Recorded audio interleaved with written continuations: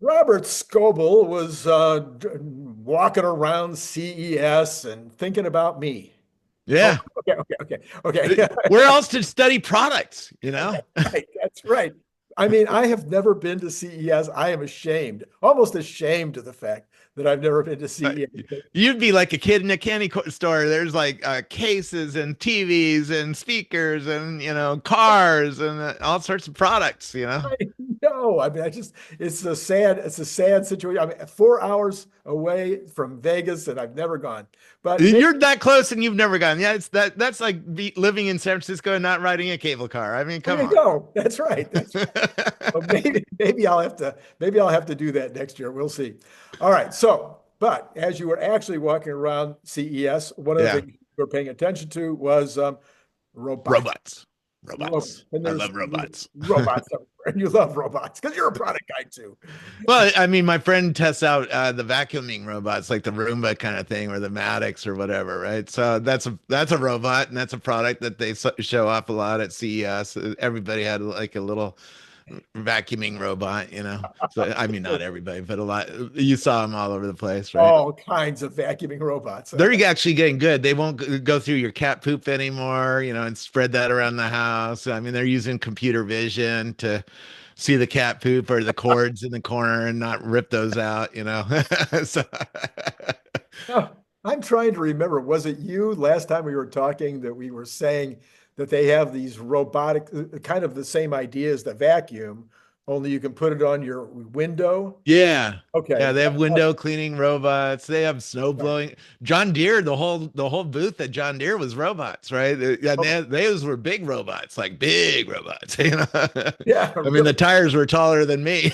So- Yeah, in fact, did a pretty deep study on that about, I want to say 2 or 2.5 years ago, about what a difference it would make if the third world nations, they could do that leap like they yeah. did with electronics. They could do the same leap because they're Go not even from using go from tractors. farming with a camel or something, They're still using or a camels. horse. They're still using camels and There's human still a beings. lot of people in the world who are driving around with a camel. I saw it in India. This Yeah. guy was pulling a cart with a camel. I'm like, oh, that's I'm glad I live in Silicon Valley where we have Teslas. They could make the leap straight to automated electric Yeah, tractors, yeah, which would be a massive, massive leap yeah. and tremendous. Well, let's not go too far, but an autonomous diesel tractor would be a lot better than a Oh, horse actually, pulling a actually, plow, right? it turns out, at least in my study, that the electric part would be the more important of the two leaps. Ah, The labor's cheap, but the diesel is expensive, hard to get. yeah. But electric, it's not that You, big a deal. So you just need anyway, to find $1 million for some solar panels, or that's something right. like that. That's Right? right. And a little battery, keep that solar energy around. That's right. Right. But huge, huge efficiency gain, obviously. Yeah. No, Anyway, and a lot of people live in places where there's a shitty electrical grid. I mean, I do Twitter spaces or X audio spaces all the time, and talked with the guy in Nigeria. He said his power grid is down like every week for a week, right? So maybe for a week. you know, I mean, how do you even do a computer business if you can't keep your power up? Well, he had to build his own electrical grid, his own battery system, his own generator, right? So he's really smart about it. Building electrical infrastructure for his business so he could get on Twitter Spaces. Wow. Well, he's a Now computer programmer, he was driven to be on Twitter Spaces. I mean, that's what drives people, right? It's like, hey, I want to be part of the modern world. I got to keep my power up and running. I mean, here in my house, my power has been out only in 4 years. It's only been out 45 minutes, and it wasn't even out because I have a Tesla battery on the side of the There you wall. go. Right? There you go. Yeah, So, you're all set. I have my biggest problem is the 10-minute breaks in my Wi-Fi. I don't know why. I don't know why. What's going on with my neighborhood? But like once a week, it's like 10 minutes. we're gonna solve that with a Starlink, right? Yeah. My wife asked me about that the other day. She says, But anyways, we were talking about a couple of weeks ago about cars and Tesla and Cybercab and robotaxi and stuff like that. And then we were like, oh, we should do a show on Optimus. And it's like, I don't know anything about Optimus, really. I know more than the average person because I've actually been to a bunch of robotics companies. But I started thinking, what are we missing? What are we over focusing on? And I think this is just not ready for consumers yet. I look back. I mean, I went to the We Robot event at Tesla and saw Optimus and met it, touched it, right? It's like those things are really over-engineered for a home user. When you look at the videos and start thinking about, oh, there's a big electrical motor in the body. Well, why do you need a big motor if you're just cleaning toilets or washing dishes or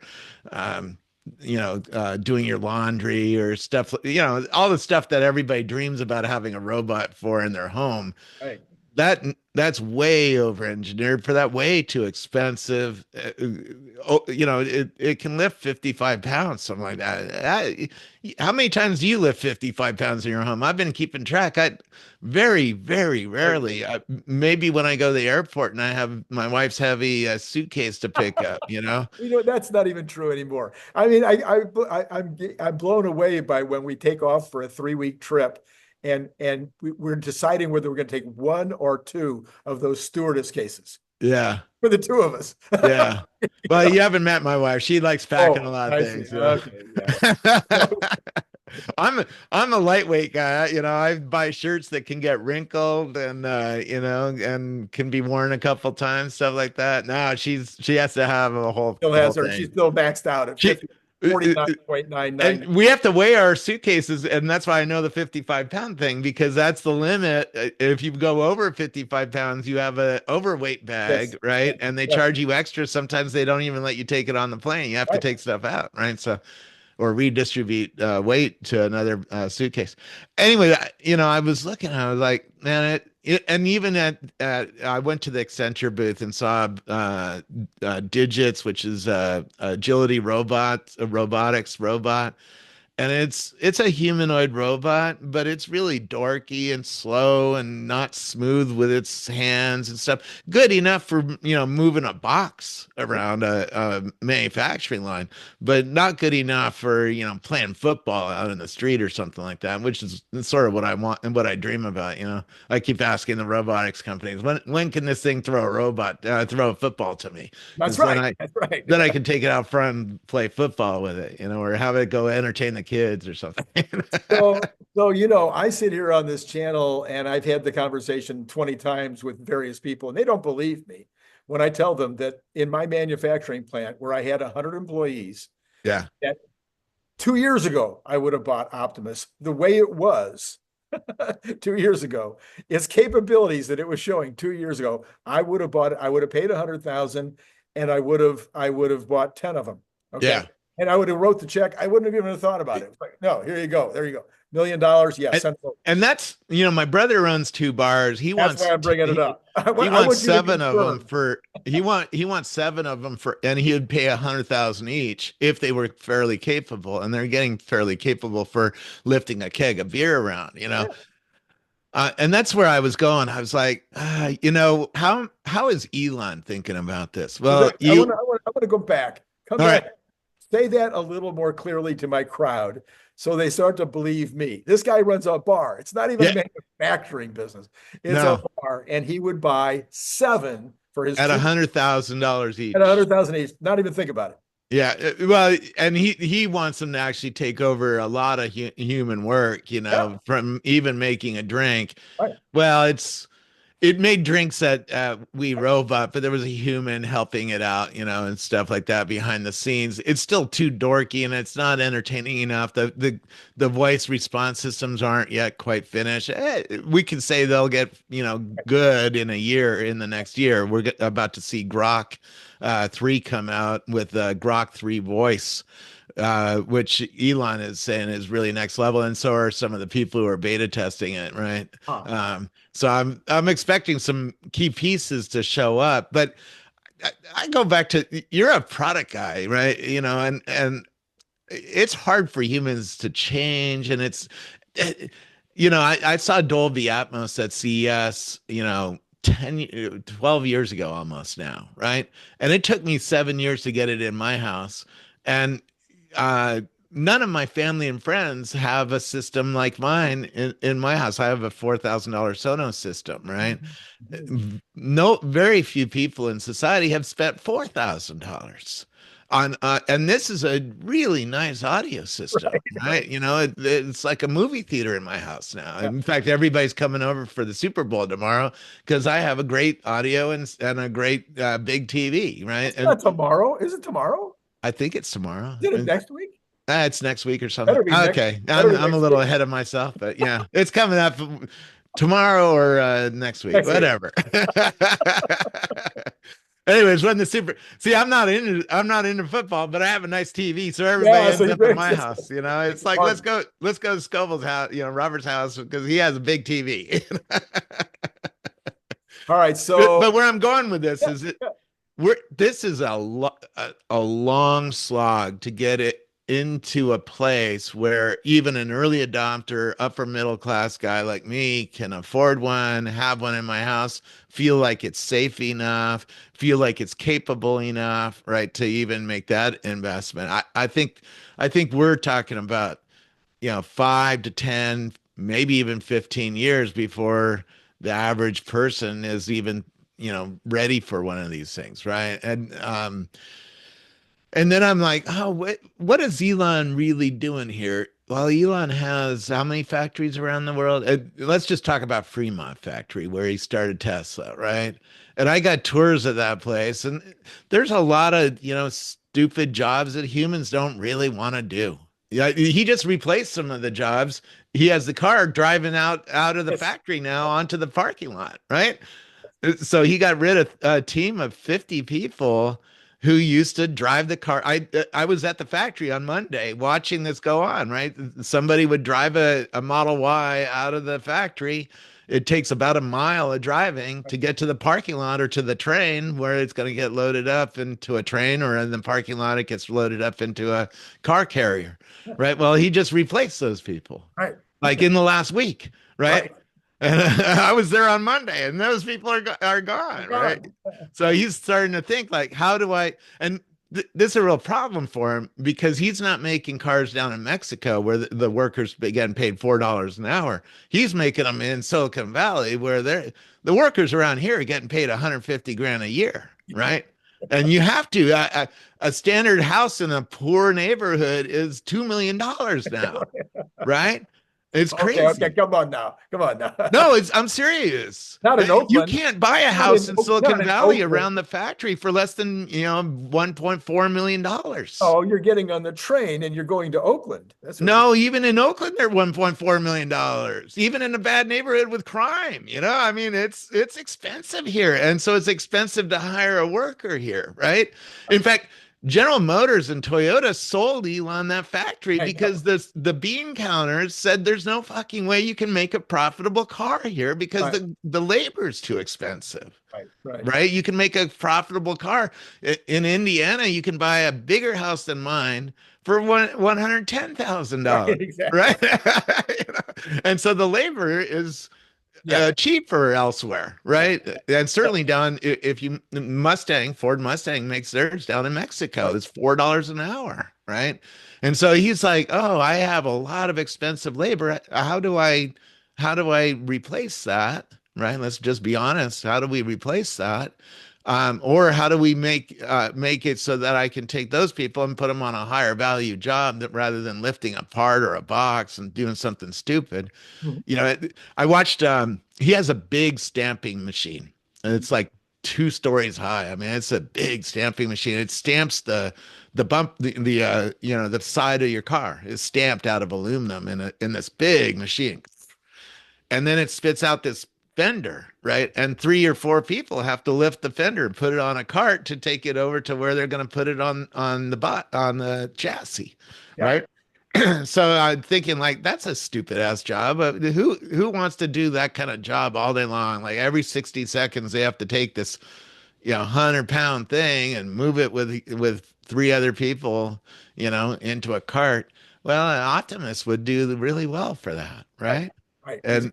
And and make the product quality more consistent because Optimus has really good high res eyes, right? It can be doing quality control as the product comes out, as the fender comes out of the stamping machine. Go, oh, there's a little defect on that one. We're gonna move that one over on this cart to go get fixed, right? They actually have two separate carts. They have one that goes to the factory to get put on cars, and they have one that goes to the fix shop to get fixed Right, in case there's a defect with how it's stamped, right? right.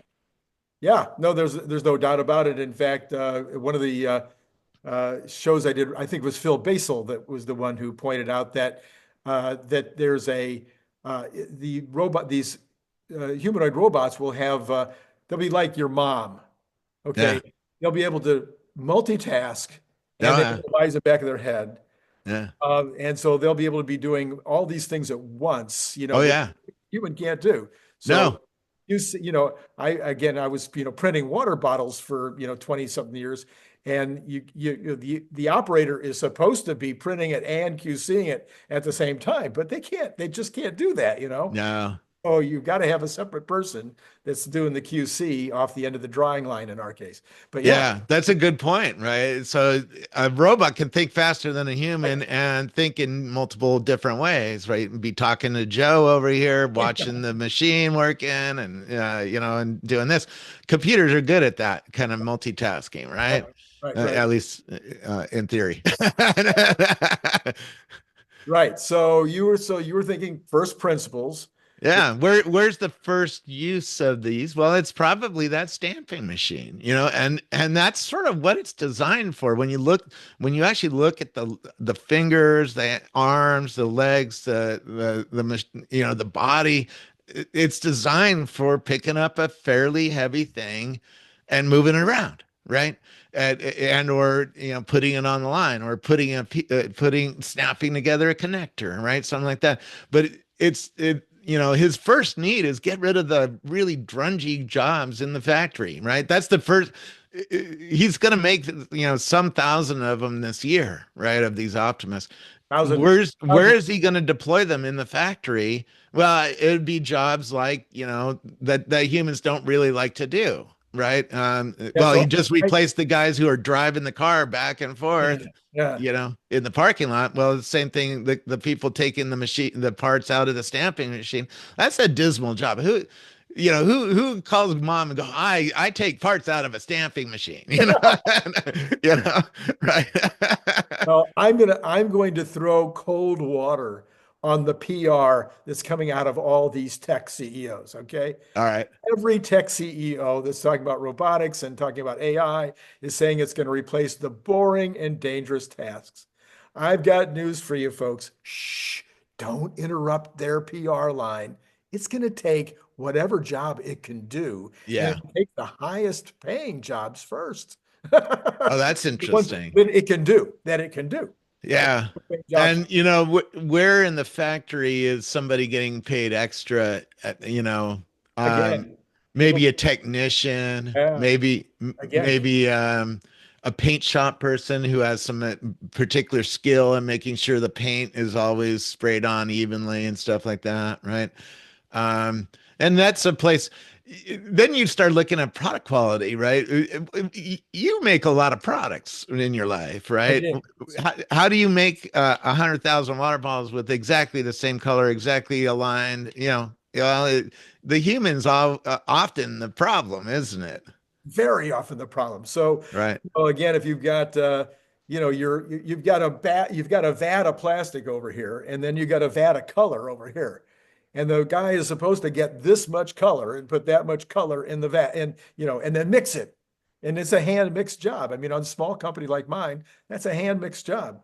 Yeah. Well, if you don't mix it right, if you don't grab the right amount, if you're not paying attention, you could have all kinds Yeah. of issues. But Yeah. the If you had a fight with your wife this morning or you got drunk mad at last night. me. because of it. Yeah. Yeah, or you're tired because you stayed up all night playing video games with your friends or Let something, me let me give you an example. I had one year I was like, I'm just waiting for the final result. It's tax time, right? We're just all starting to do our taxes today.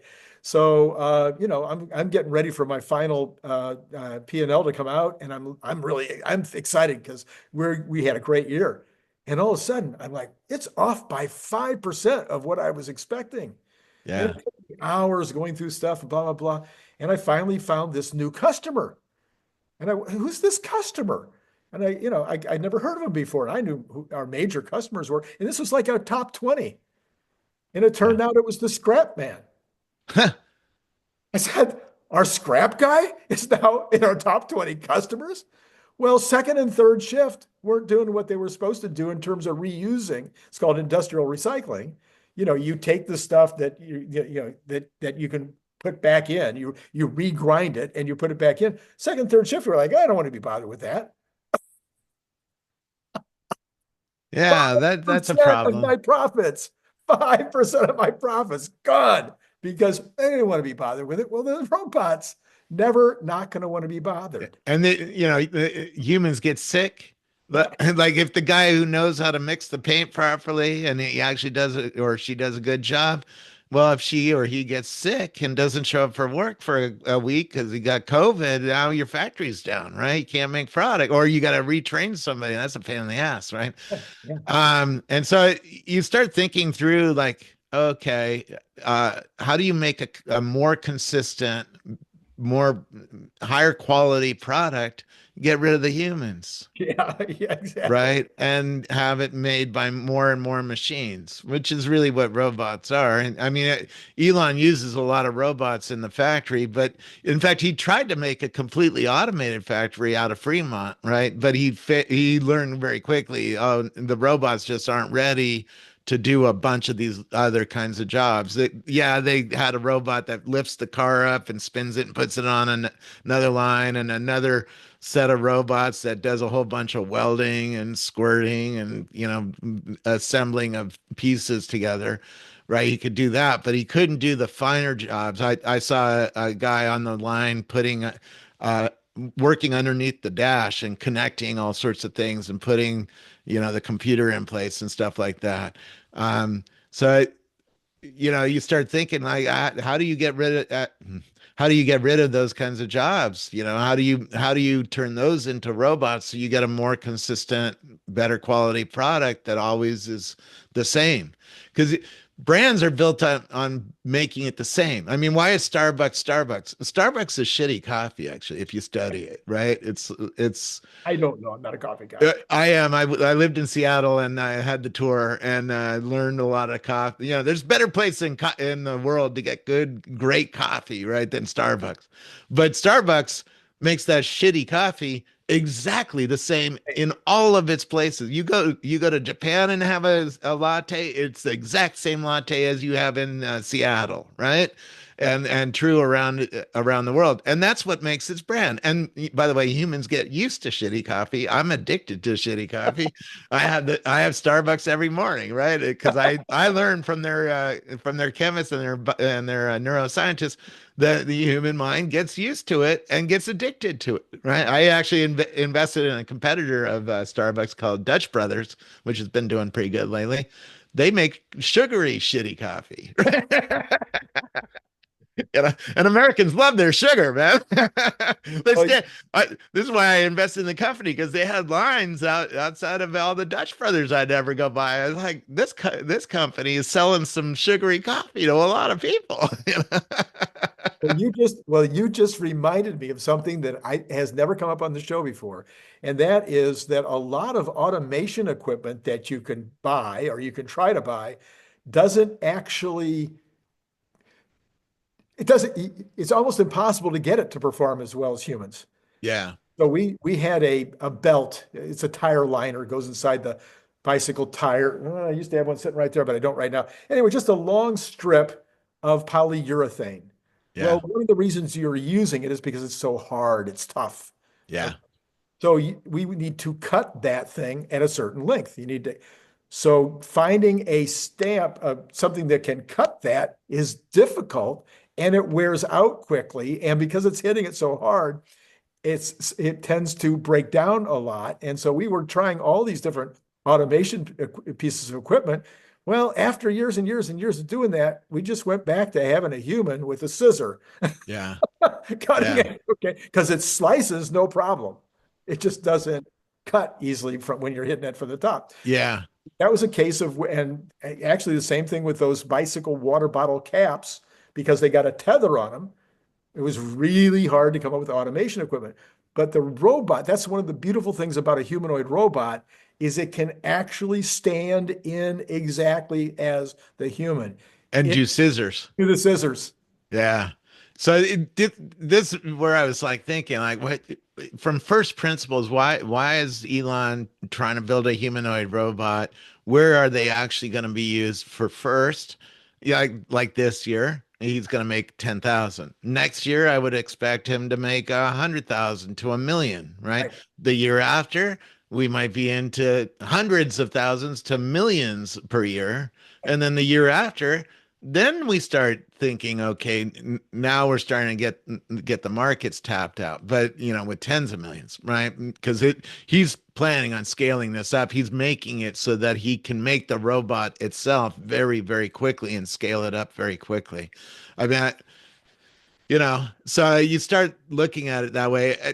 I do a lot of X audio spaces with a lot of people, and we all dream about having a robot in our house. It's going to be a while before we get one in our house, at Right. least an Optimus. But Yeah. just because there's so much untapped demand. I mean, and there's so many people, so many businesses that have the ability to pay $100,000 for a robot, or even $20,000 for a robot, right? The average everyday American home can't afford $20,000 of extra expense. I mean, that's why nobody has a $4,000 Sonos in their house, right?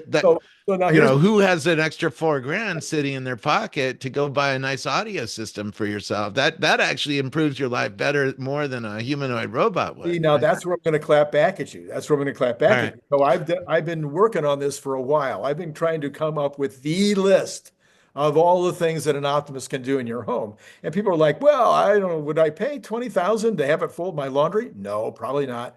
But would you pay 20,000? I was I'm I make decent money, and I've made Yeah. decent.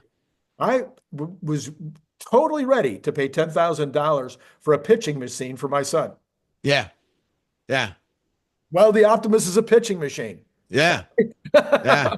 All right. But there are markets that are really interesting. A lot of Americans have really bad knees. My best friend is one of them. He can't take out his own garbage. He can't do his own laundry, right? Because he can't stand at all, right? And that really is causing him to suffer in life, right? A robot would be something that he is very willing to pay for because it would dramatically decrease his suffering, right? Now, of course, if he had the money for the robot, he'd probably have money for stem cells and try to solve it a different way, right? But No, but go further. Take that yeah, idea further. Okay, he's going to have that robot doing the things for him that he can't do because his knees are bad. But what else maybe should he be doing? Should he be doing some kind of exercise regimen? yeah, Does he yeah. need a coach? He can't do exercise because he can't walk. This Let's is a just real problem. let's pretend. Let's Yeah, pretend that he should be doing an yeah, exercise Uh, regimen, but he needs a coach, right? yeah.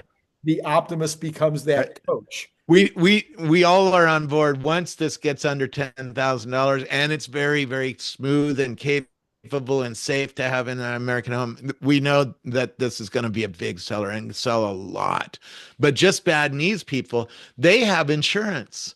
So the insurance could pay for them to have a robot visit them. Even if a robot just visited them 4 hours a week, it would dramatically reduce his suffering, right? Because he only needs to do laundry and take out the garbage. That's the main problem in his life, right? I'm the chief robot right now for him. I'm going over there today to help him with these kind of tasks because he can't do them himself, and having somebody else help him really improves the quality of his life, right?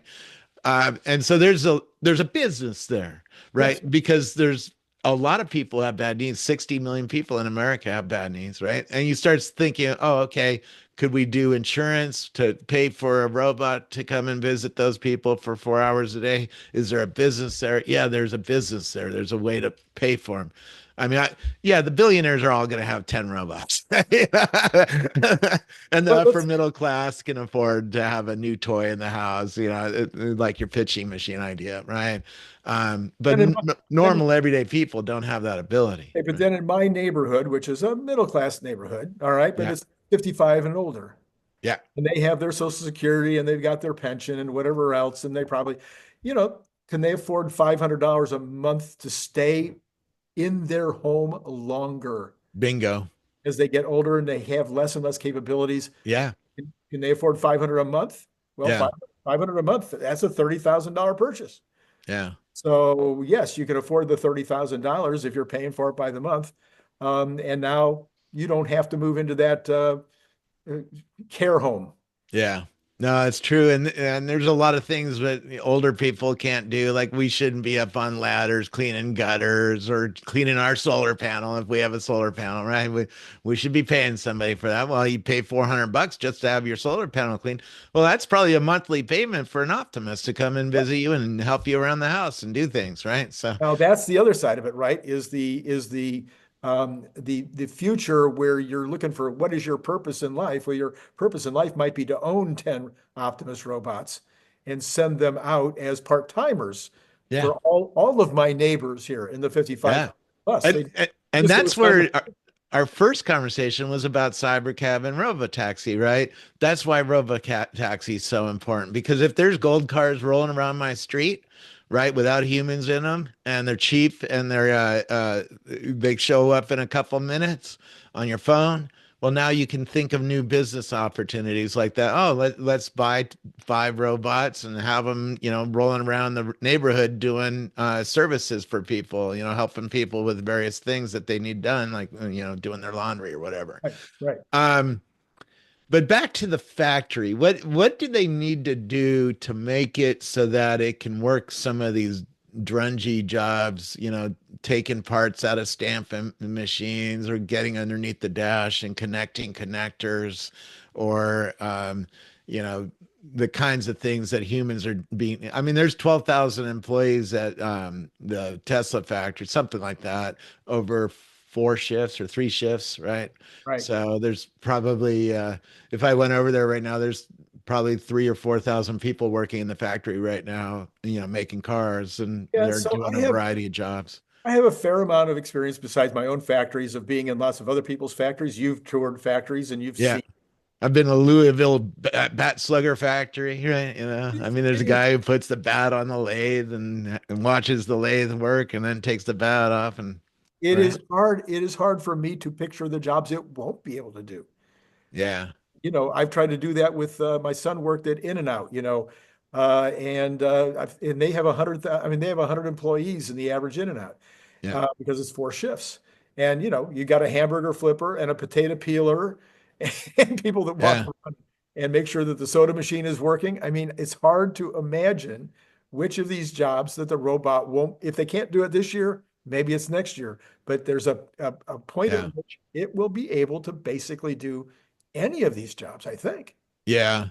It does look a little dorky. I mean, when you see Optimus up and close and really start thinking like, do I want to work next to this thing? Do I want to have this in my home? I'm not ready for the home because it's a big it's a machine, it looks like a machine. The fingers have lots of tendons on it and it doesn't look real smooth.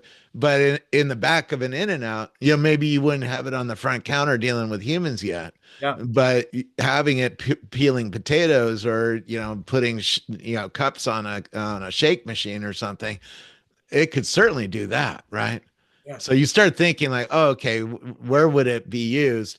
And it's very capable. I think this first model is really designed for heavier kind of jobs. Yeah, where you need to lift a bag, you need to lift a part off of a stamping machine. You need to do something that requires some heft to it. You can lift 55 pounds with this thing, right? And Yeah. and supposedly maybe even more, right? Yeah. And it's designed like that. It's designed to take some abuse. You can tell it was designed. This is designed to take the Optimus is designed to take some abuse. Now the other robots, if you go to K-Scale Robot Company here in Palo Alto, they're 3D printing a little 4 foot high dude, and it's pretty cool. It costs $8,000 in BOM costs. So you start thinking, okay, something like that's going to sell for $30,000 or $40,000, or you could 3D print it at home with Chinese motors and put it together yourself. It's sort of like a hobby kit. That's cool. And then there's a 1X tech company. They have a lighter weight robot. Their robot doesn't look as industrial as Optimus does, right? And there's a company out of Poland that uses synthetic muscles. I don't think that thing can lift 55 pounds, but it could do your laundry kind of jobs, and it looks much more human and it's softer. So you start thinking it's more safe for being close to people, right? Because Right. Optimus, if you hit an Optimus, if Optimus runs into you, you're losing. You're gonna come away with some bruises, and this is a real safety problem, right? And right now it's not a safety problem because they can't move very fast. Yeah. But you're already seeing the Chinese robots; they're starting to move fast, right? If one of those hits you at some speed, it's gonna hurt because it's a machine and it's not flexible But at all. we've seen that every one of these companies, you just keep a stick, and because you have to beat, that's part of the job. Uh, well, that's the fun. I Pushing did it them at over, CES kicking them. with the Chinese robot from God, who's the Chinese One Tree or something like that. A They unitary, yeah. Yeah, Unitree. They make a $60,000 humanoid short robot, and it's a lot of fun to shove that thing around and watch it. It's really pretty steady on its feet already, right? Don't So you you worry, start. don't you worry about the humans? I mean, that are getting such joy from kicking those robots around. I think the robot likes it too. It's like, hey, go ahead and shove me. I can stay on my feet, man. This is entertainment for both of us. I did it with my Apple Vision Pro at CES. I was pushing this robot around, and it stays on its feet really well. You can shove it really hard, and it's like, wow, the computer vision on this thing and the ability for the AI to figure out it was just shoved and reorient itself is really pretty amazing, but not very useful yet, but fun, and that's why everybody does it. It's like, oh, this is actually fun, and be shoving around a little robot and see how it reacts and how it stays on its feet and how it reacts to you, right? Right. But um I don't know. That's a fun toy. It costs $60,000. Great for, bringing to a conference and having in your expo booth to attract attention and stuff like that. It's not very useful yet. It can't really, it can't do the laundry or anything that humans want to do. But how many years is it away? It's not away. But the Optimus is not that little toy robot. I mean, the Unitree robot's a little short robot, and it's sort of fun and it's cute. The Optimus is a big robot, almost. I was looking into its eyes, so it's High about the five same about size.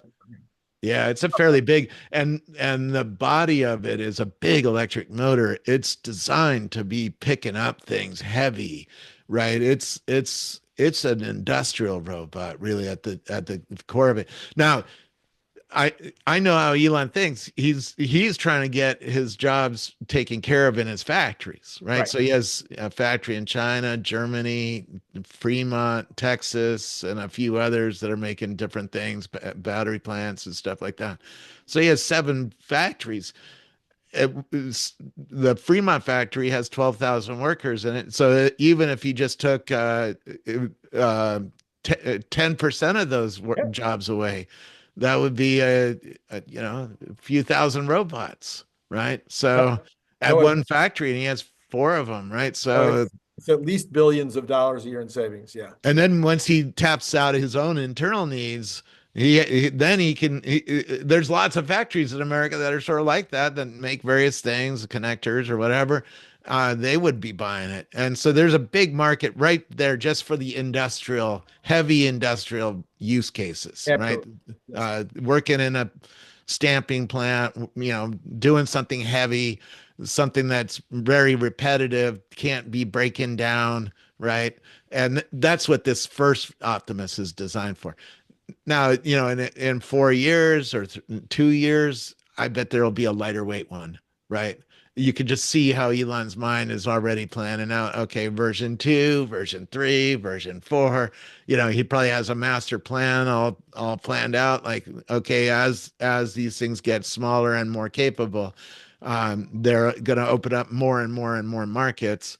So he needs to change the robot from an industrial heavy robot to a lighter weight one. But Possibly. Yeah, possibly. I oh, mean, I know how he thinks, man. He thinks like that. He planned a FSD for more than a decade, right? He had that already thought process going, and he put electric vents in the cars when everybody thought it was the stupidest idea, right? right, People didn't understand it. Now that robot taxi's coming, everybody's going to understand it, right, right? But he planned that 12 years ago, right. right? And he's patient at waiting for the market to show up, right? He's Indeed. that's Indeed. that's what makes him different because he's willing to do things that aren't traditional, Right. right?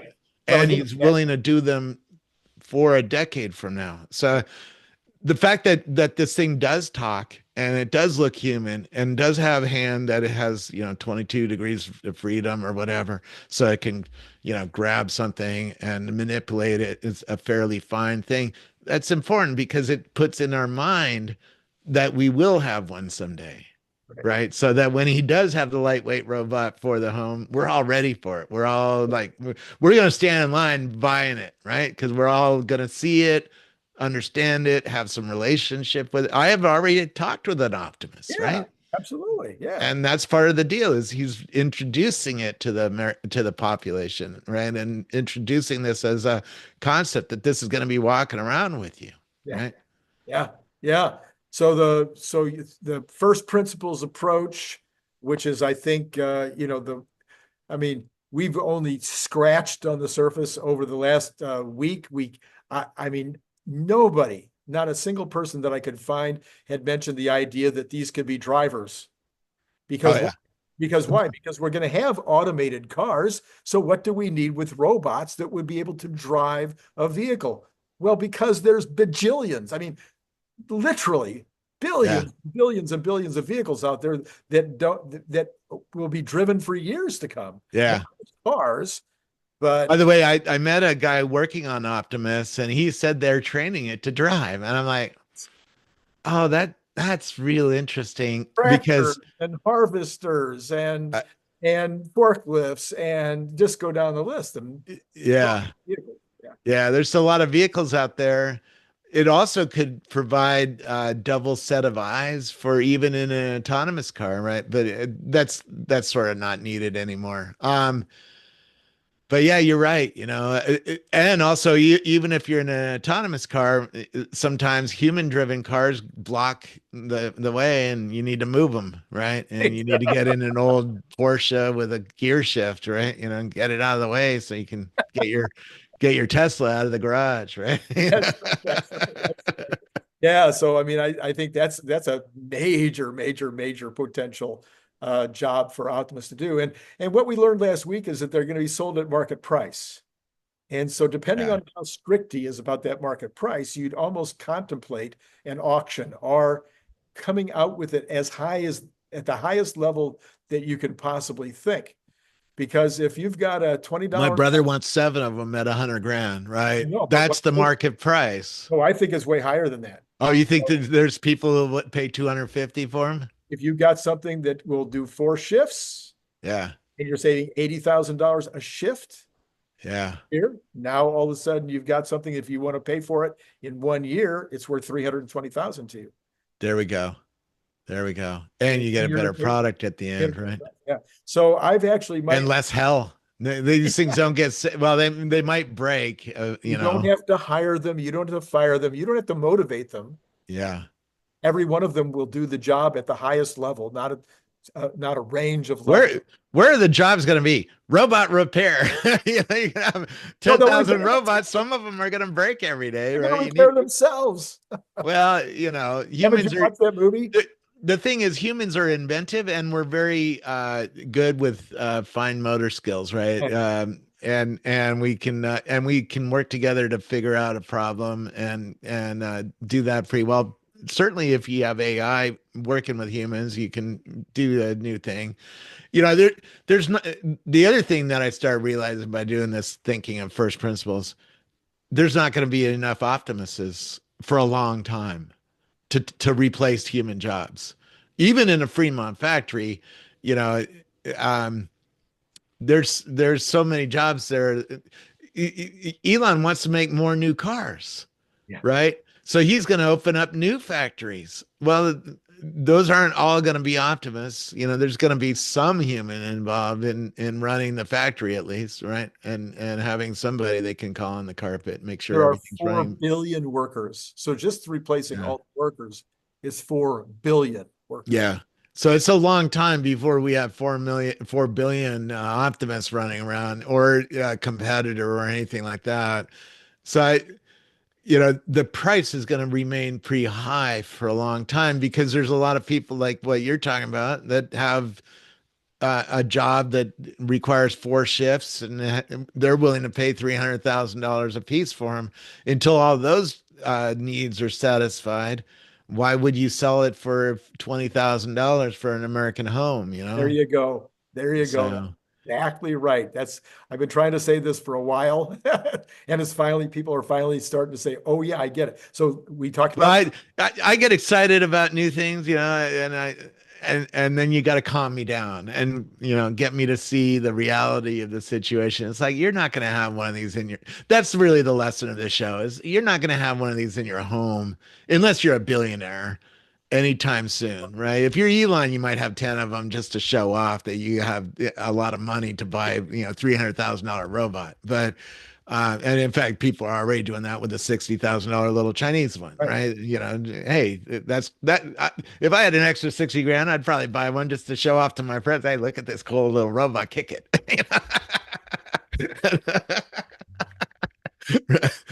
Oh, okay. So Robert, I appreciate you coming on and Yeah. look at the Optimus situation with It's me. always fun talking to you because you have such a product mind and you've made things and you've been in factories and you look at the world that way, right? And it's always fun to connect and sort of think through, okay, I got to hold back my hype on this thing because the reality is there's people willing to pay 300 grand for this thing and they're not satisfied yet.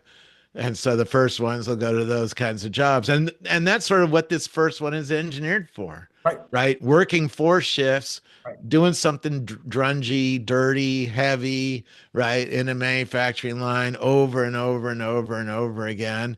And it has to be reliable and be able to work without breaking down too much, right? Exactly. Yeah, exactly right. Yeah. 100%. And that means you need 2 of them just in case it breaks, right? So you have one waiting to jump in case So, somebody's hand breaks. You know, they need to go to the shop and get their hand fixed because they stuck it in the bandsaw or something. right. So like Oh, in they the should never stick it in a bandsaw, but they will break after you know millions of operations, right? They're a machine. Like you said, the stamping machine that's cut your urethane broke after a while because it was, yeah, yeah, yeah. you know. So like your situation with the bar and you need 7 of them, well, you buy 8. Yeah. So you always have one that can step in while the other one's being repaired. Yeah.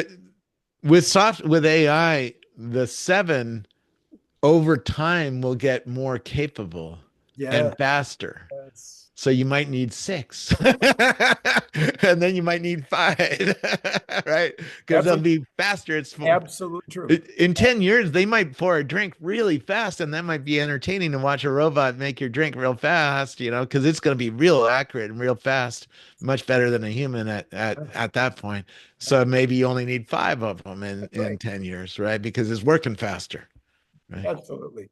Right All right. now they're a little slower. They're still a little. They're still when you see the digits from agility robotics or any of these robots, they're slow. They're not they're not real quick, Right. right? No, They're no, not like a human, and I can, you and I play a are, set of drums. You don't we're, see that.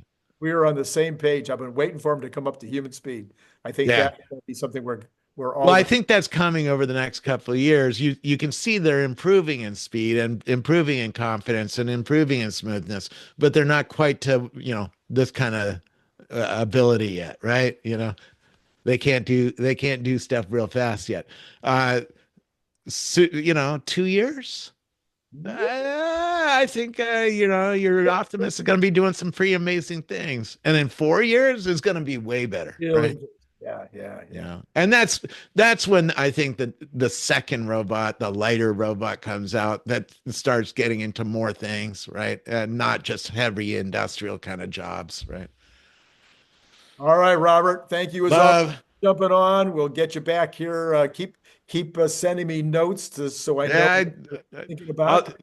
I'm gonna go over the factory today and go watch them drive the cars drive off the factory line without any humans in it. I think that's a breakthrough. I mean, on Monday I was at the factory. There were still humans driving the cars out of the factory. Now they're not, right? So I know. I know. It's all changing. Yeah. it's all changing. The world, it keeps changing. So thanks. Thank you, sir. And it's been great talking to you.